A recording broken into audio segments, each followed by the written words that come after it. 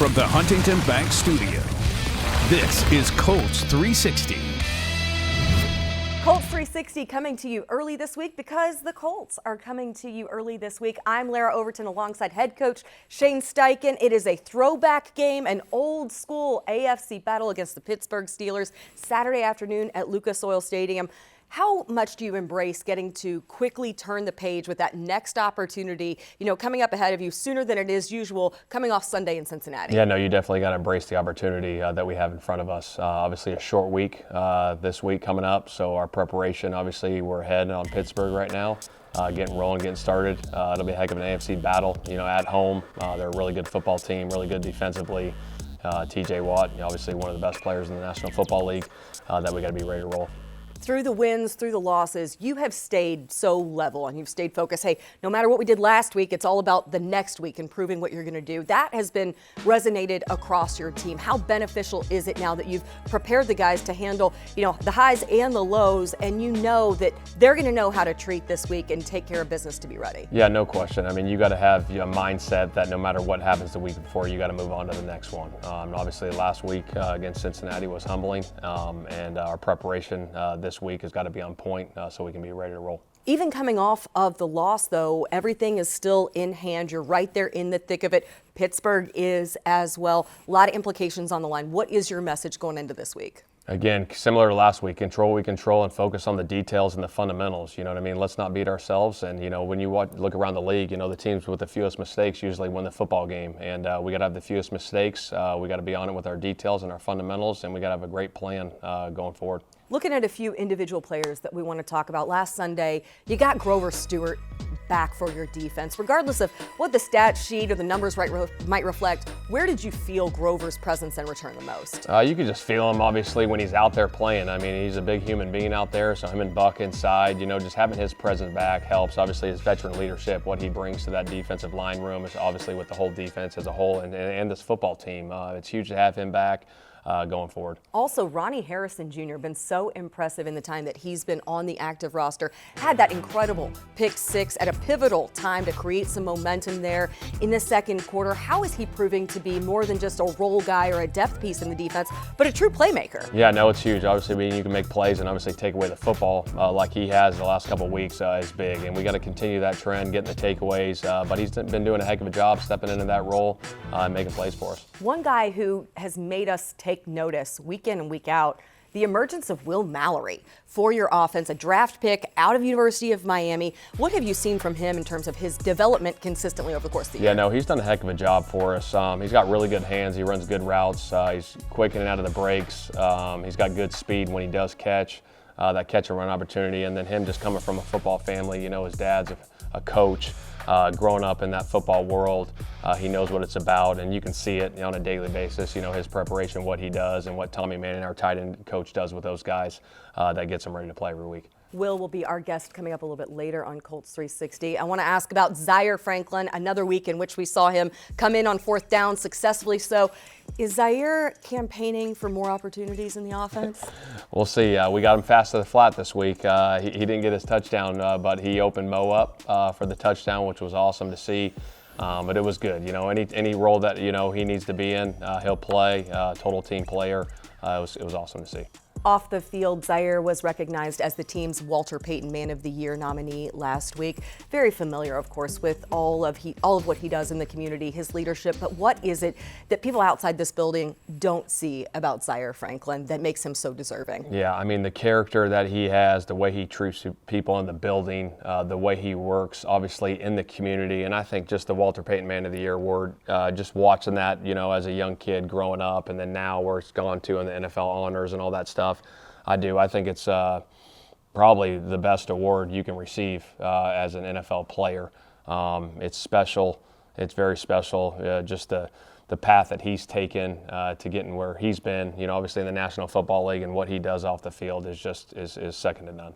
Your opponent this week, we mentioned it, the Pittsburgh Steelers. You talked about TJ Watt, that destructive defense that they have. It'll be Mitch Trubisky at quarterback in place of Kenny Pickett. What stands out about them and through the adversity they've faced this season, coming off consecutive losses, what to expect from them on Saturday? Yeah, I mean, it's going to be a heck of a challenge. You know, Mike Tomlin's always got those guys ready to play. I know they'll be ready to play. We got to be ready to play. And they're just finding ways to win. You know, obviously they'll have some losses here and there, but they're winning games and they're right in the thick of it, just like everybody else. So it's going to be a heck of a challenge. Hey, it's not just about players and coaches being ready. We need the crowd to be ready. What do you want to hear from Lucas Oil Stadium? I mean, rare opportunity to get that featured all eyes on you Saturday afternoon opportunity. Yeah, no, it's going to be awesome. We need that crowd roaring, especially when the defense is out there, you know, when it's third down, whether it's, you know, or first and second down and it's a critical situation. We need that place loud as can be. Rest up the vocal cords, be ready to stand, be ready to yell, be ready to celebrate.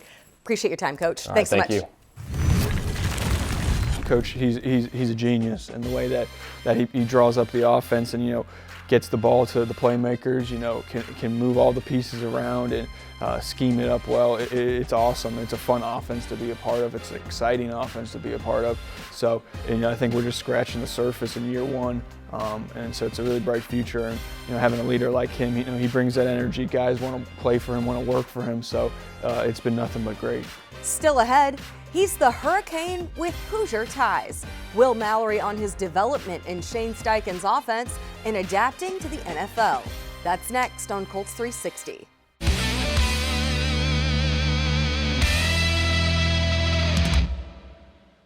Forte Sports Medicine and Orthopedics is proud to be the team physicians of the Indianapolis Colts. At Forte, fellowship-trained physicians and staff provide comprehensive, specialized sports medicine and orthopedic care to active patients of all ages. To learn more, visit forteortho.com. When the Colts score, the kids win. Meyer, the official super center of the Colts, and the Colts will donate $500 to Riley Children's Foundation for every Colts touchdown pass this season. For updates throughout the season and to learn more about how you can donate to Riley Children's Foundation, visit Colts.com/Meyer.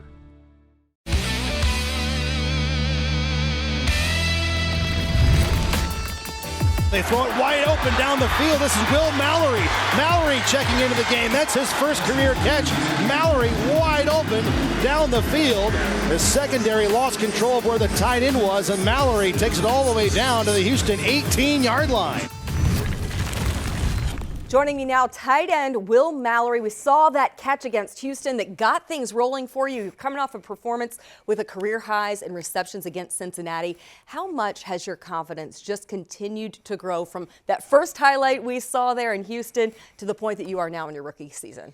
Yeah, I mean, I think just each week, you know, I've gotten a little bit more and more play time, you know, getting a little bit more involved in the game plan. So, you know, yeah, each week just, you know, taking each opportunity and, you know, I've been getting some opportunities and feeling more comfortable. And so, yeah, I think things are rolling. I just want to, you know, keep improving each week and, you know, have the best football ahead of us.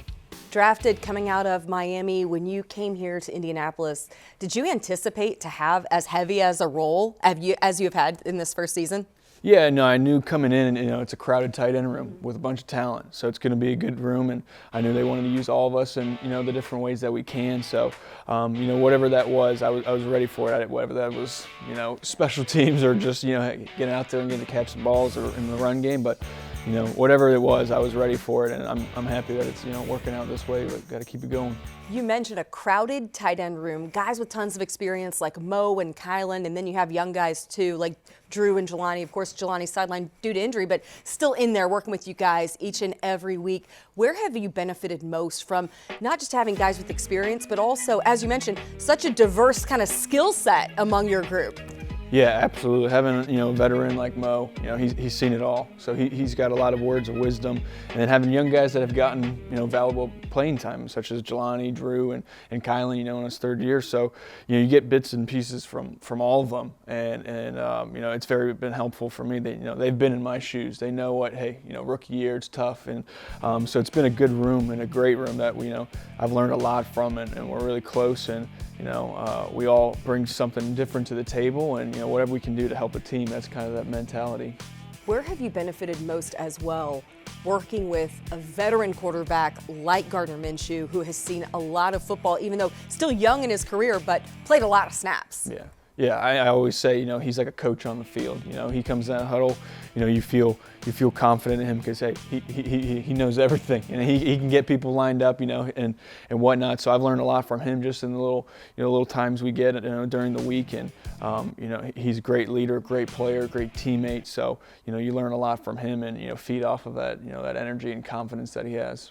You come from a family football legacy. We will get into that certainly, but you had connections to this coaching staff even prior to coming in the building. Your high school quarterback, yep. Carter Bradley, son of defensive coordinator Gus Bradley. How cool is it to have that connection with him and then, just be in the building casually, with Gus your entire rookie season? Yeah, it was awesome. When I got drafted, they handed the phone to him, and he was one of the guys, got to talk to me, and so that was a special moment for me and my family. And we're really close with the Bradleys, and it's great, having some familiar faces when you come in, your rookie year, and it's great. We're lucky to have him. And then, of course, people familiar with your grandpa, your dad, your uncles, your grandfather, of course, longtime head coach at Indiana, your uncles and your dad coaching in college and in the NFL. So you feel like, we were talking just before we started the interview, although you got the Florida connection, grew up in Jacksonville, went to college at University of Miami, whole lot of Midwestern ties for you, especially kind of to Bloomington and then also Terre Haute, where your uncle is coaching currently. Did this feel like a homecoming of sorts when you were drafted to Indianapolis? Yeah, it was awesome. At my draft party and whatnot, I had all of my family from Michigan too. So, they were super excited that they were going to be closer to me, and with my mom and dad up at Ann Arbor, so they were really hyped to be closer. So yeah, it's been a while since I've been in the Midwest, but it was good to hey, it's pretty familiar, and it's good to be close to home. How much did that help? There are so many things that you're adjusting to as a rookie to at least have some familiarity and also familiar faces around when you're coming in. Yeah, it's big time. You come into a place, it's all brand new to you. You're kind of, hey, deer in the headlights. So having that, that family close by, those familiar faces around definitely helps that adjustment, and coming in, you feel more comfortable, and you got people that you can talk to. So no, it's been good. It's been a smooth transition for sure.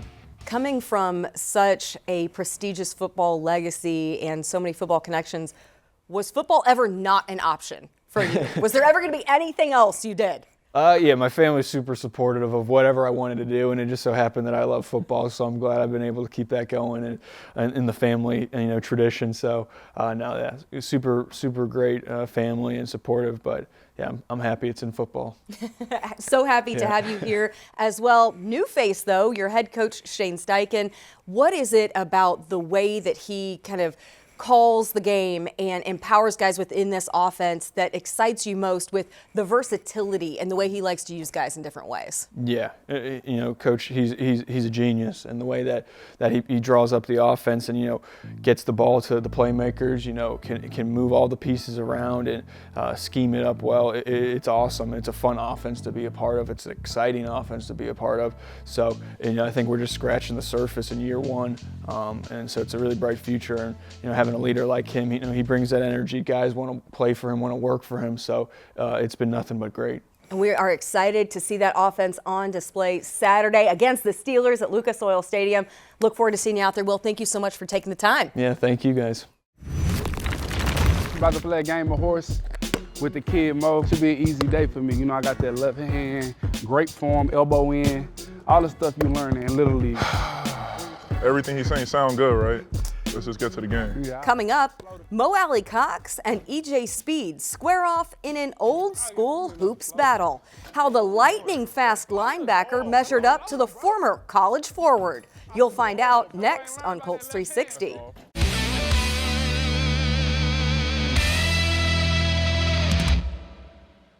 This season, Anthem Blue Cross and Blue Shield is teaming up with the Colts to shine a light on outstanding small businesses.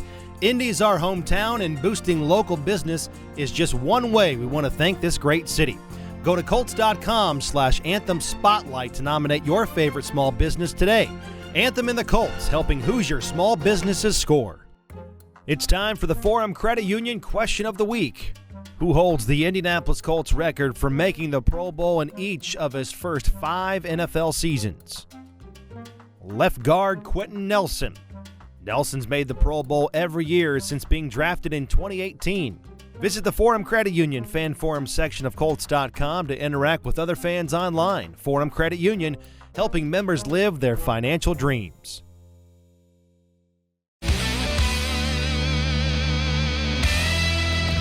Which reality show could you win? I'm taking Fear Factor, Naked and Afraid. Easy money, easy. I own a doctor's degree, so I'm gonna go with Jeopardy. First of all, Jeopardy is not a reality show. Winning the Masked Singer. And I'm winning Jeopardy. Mark my words, I'm actually gonna go on Jeopardy one day, and I'm gonna win that joint, or Wheel of Fortune. The Masked Singer? Are you smarter than a 5th grader? I'm winning both of those. The Squid Game's the challenge. Squid Games. Squid Games, because I'll do whatever it takes. Oh, the Squid Games one that just came out. Definitely Squid Games. Put me on Squid Games, I'm winning all the money. Squid Games. Put me on there. Squid number 458, 315, 122. I'm winning. Don't matter who it is. Jeopardy. Who wants to be a millionaire? I know a bunch of random ass facts. Wipeout. I could win Wipeout. That's a reality show. That work? That count? Yep. American Ninja Warrior.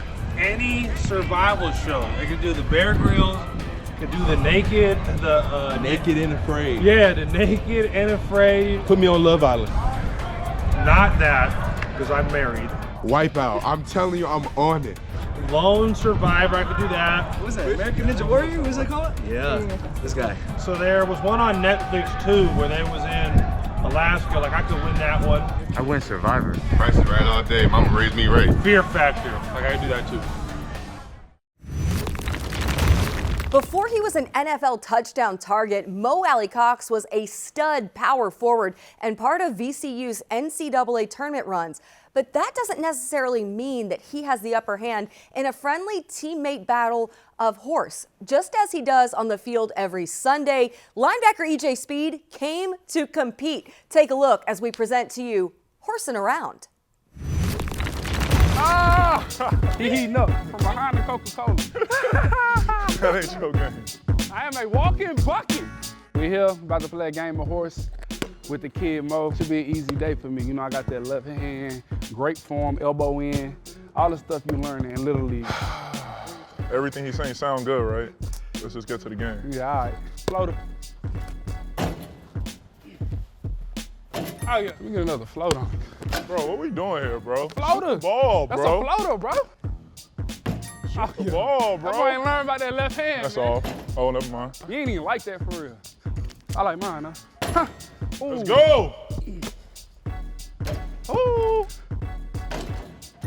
From behind the Coca-Cola. I'm gonna hold that though. Come on, man. Come on, man. I like that. Hey, just know I shot 100% from 3 in college. I like that. Check the stats. You shot 1 3-pointer? 1 for 1. Stop shot. Short ones that be getting me, bro. Oh yeah. Let me take you back to the free throw line. That's what they used to do in college. They used to foul you. Toe all on the line. There it is. Come on, man. Oh yeah, I like that. Glass. That ain't your game, bro. I'm trash. Glass. Wow. I need this one. Come on. Okay. Cash. Oh, we're gonna be out here all day, I see. You gotta go around missing. What's up, Coach? Holla at me too. Holla at me too. Bro, I can't get the lead. This is crazy. Cream. I'm trash. It's tie. Tie game. What is it, SS? SS. He ain't built like that. Who not? He ain't. Who not? Who not? Who not? Oh my God, I can't catch a break. I love when the pressure on. Coca-Cola, I'm taking his shot. No, I missed a third down. Coca-Cola. This our last shot, dog. Ah, Coca-Cola. What's up, Coke? Ball game. GG's, that was GG's, that was GG's. Coca-Cola, what's up? Yes, sir. Good game, bro. Good game, baby. You know, I'm 7 years removed from basketball, retired. Is it an upset? It's an upset.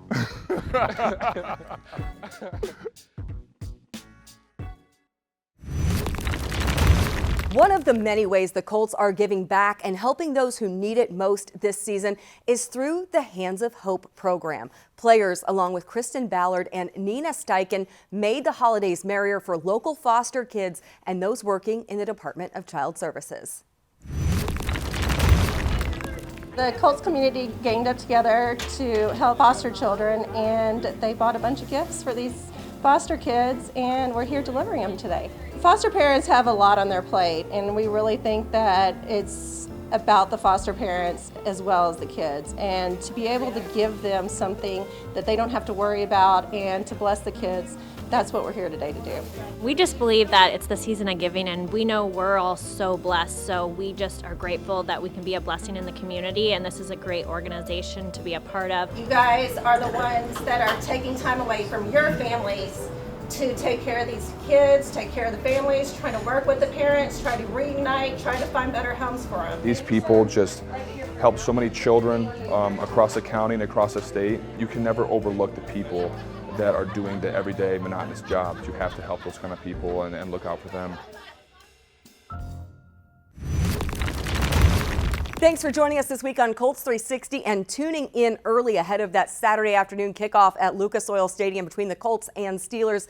Get all your latest Colts news on the Colts app, Colts.com, and of course those Colts social platforms, and also download the official Colts podcast that is available anywhere you get your podcasts. And here is a preview of this week's episode. The Colts, let me just say this and kind of steer the ship a minute before you guys take the reins. Colts got the brakes beat off them in Cincinnati from a lot of different angles, and it happens in the NFL. We're going to touch on that a little bit, but I want to concentrate on where we are at right now. Like all Colts fans out there are wondering what must be done to secure a playoff berth. It does start in Pittsburgh, or starts with Pittsburgh, obviously. Got to get that one. But there's a lot of scenarios around there, JJ, that how much the Colts can go from like a 41% playoff contender to, let's get that over 50% or over 60%. Yeah.